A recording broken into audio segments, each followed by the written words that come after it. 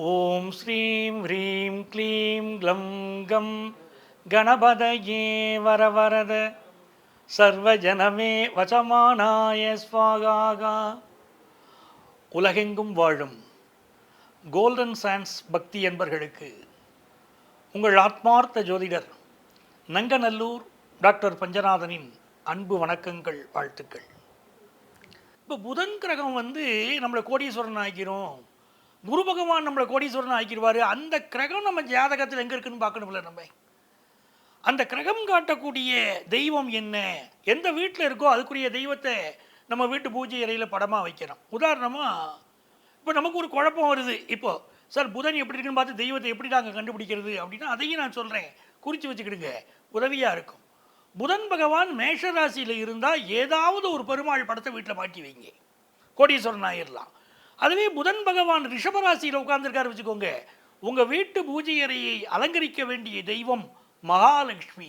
அந்த மகாலட்சுமி செல்வ செழிப்பை உங்களுக்கு தேடி வந்து தருவா, உங்களுக்கே தெரியும்.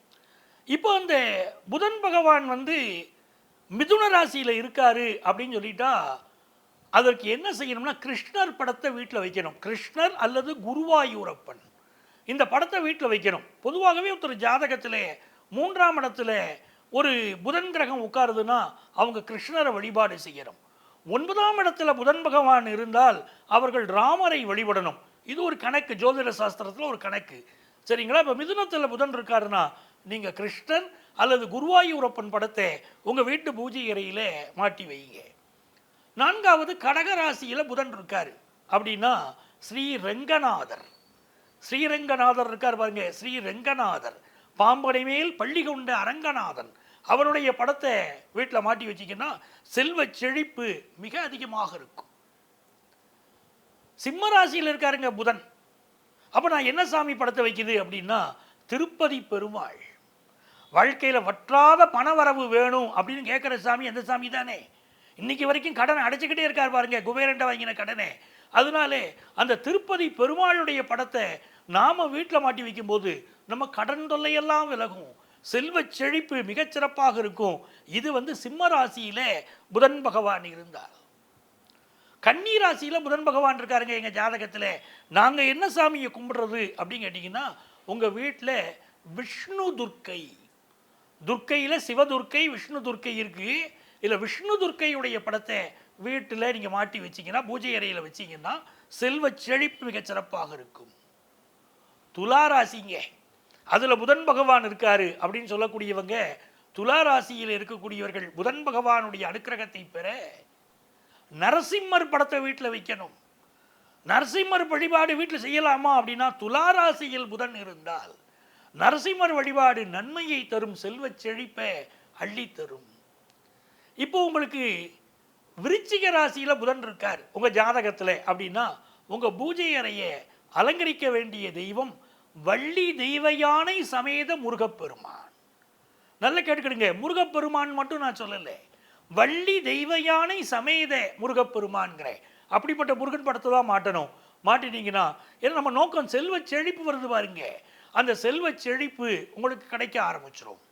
நீங்கள் தனுசு ராசியில் பிறந்தவர், தனுசு ராசியில் புதன் பகவான் இருக்கார் அப்படின்னா என்ன சாமி படம் வைக்கணும் அப்படின்னு கேட்டிங்கன்னா கோதண்டராமர்.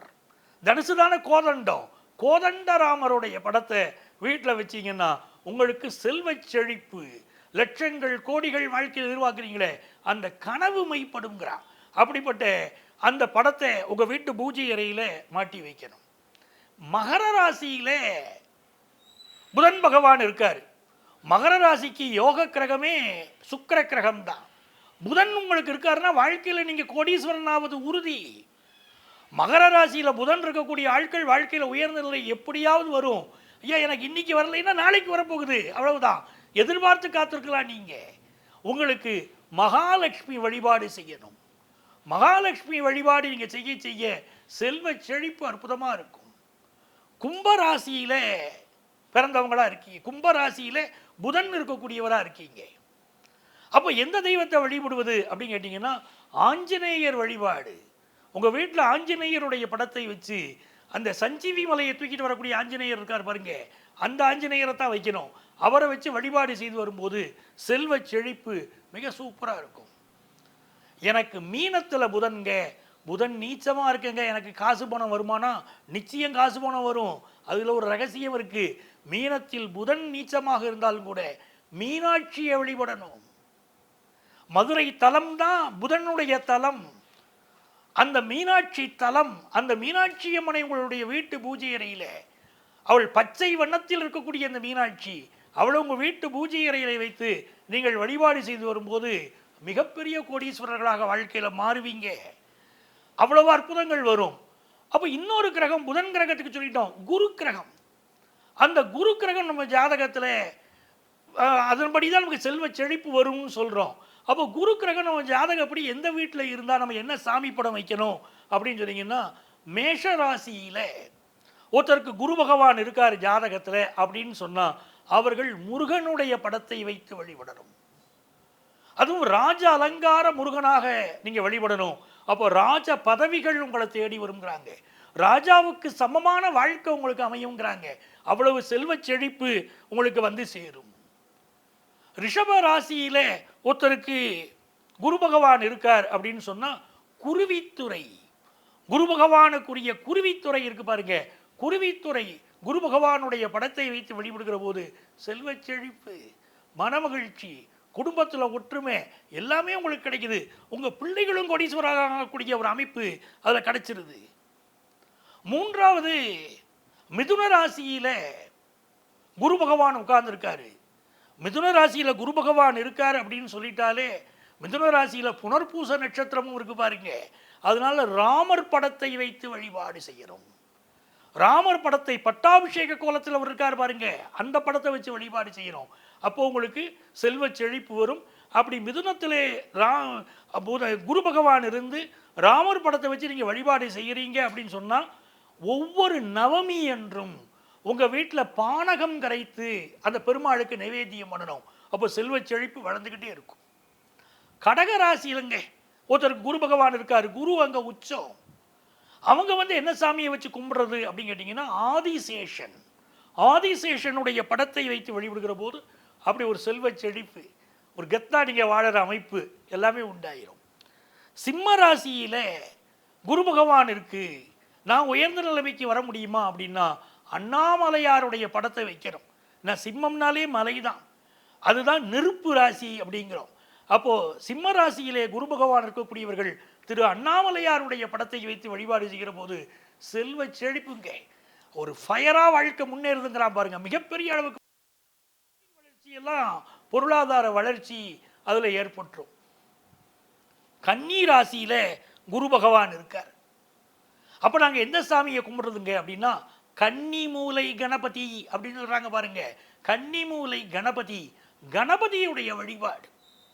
இந்த கணபதி வழிபாடு இருக்க வாழ்க்கையில் மிக பெரிய வெற்றி பெற்ற மனிதர்கள் ரகசியமாக வழிபாடு செய்கிறார்கள். கணபதி மந்திரத்தை சொல்லிக்கிட்டே இருக்காங்க. கணபதி மந்திரத்தை சொல்லி தோற்றவர்கள் நீ யாரும் இல்லைங்க, மிகப்பெரிய வெற்றிகள் தேடி வருது. அதனால கன்னிமூலை கணபதி, அந்த கணபதியுடைய படத்தை வச்சு வழிபாடு செய்யுங்க, நன்மை நடக்கும். அடுத்தது துலாம் ராசி. துலாம் ராசியில் ஒருத்தருக்கு குரு பகவான் இருக்கார். அவங்க என்ன சாமியை வச்சு கும்பிடணுங்கன்னா, சந்தன மாரியம்மன், சந்தன மாரியம்மன் படத்தை வச்சு கும்பிட்டு மல்லிகைப்பூ சாத்திக்கிட்டே வரணும்.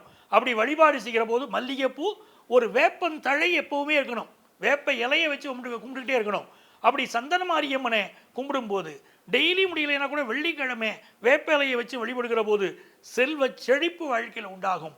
சந்தன மாரியம்மன் வழிபாடு. விருச்சிக ராசியிலே ஒருத்தருக்கு குரு பகவான் இருக்காரு அப்படின்னா அவங்க கண்டிப்பாக அவங்க வீட்டு பூஜை ரூமில் திருச்செந்தூர் முருகனுடைய படம் இருக்கணும்.